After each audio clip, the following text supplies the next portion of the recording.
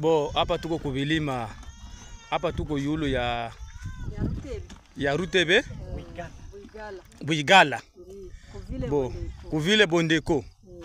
Bo hawa ni wakaaji wa hapa kuvile Bondeko. Tuko yulu ya Kamanyola. Tuko ku 3 km na Kamanyola deja tuna progresser. Tunaenda tafuta adui. Mama. Bo nadhani hapa mko kimya. Adui ashafika hapa.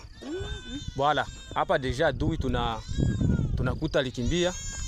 Tutampika leo kabisa, leo hana baacha adui. Ndio vile waelema wako wengi kabisa. Tulikuta hapa adui alitoka tu, alisikia tu tuko tunafika. Yeye pika akakutana kwa nakimbia. Hapa hivi kwa mnaona pale ndio kwenye adui iko. Voilà. Jambo. Tunafurahi kuwaona. Hapa njoo wapi mama? Hapa njoo na Kabingo. Bo tunafurahi sana.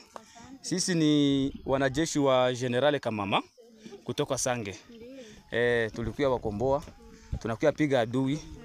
Hakuna hata muuza kabisa adui. Hao wote ni wanajeshi na wengine wako kule mbele.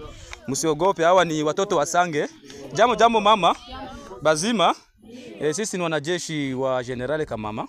Tunatoka Sange. Tunaenda pambana na adui. Asante sana. Hapa njoo Nyakabingu. Nyakabingu ni yulu ya Kamanyola deja iko mikono ya Generale Kamama. Kamanyola njoo ile kule chini. Na njoo kwenye adui iko kabisa, tunamfuata tena, tunamfukuza kwanza.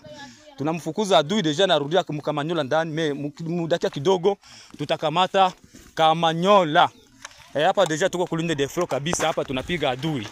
Hapa kabisa tunashuka kabisa Kamanyola, hapa ni kushuka mpaka direct. Twende tupige adui kabisa, hapa adui hana bahati. Asante sana, Mungu asifiwe. Na wengine walema huko nyuma tunaenda piga adui kabisa. Asante sana, bonne journée. Asante.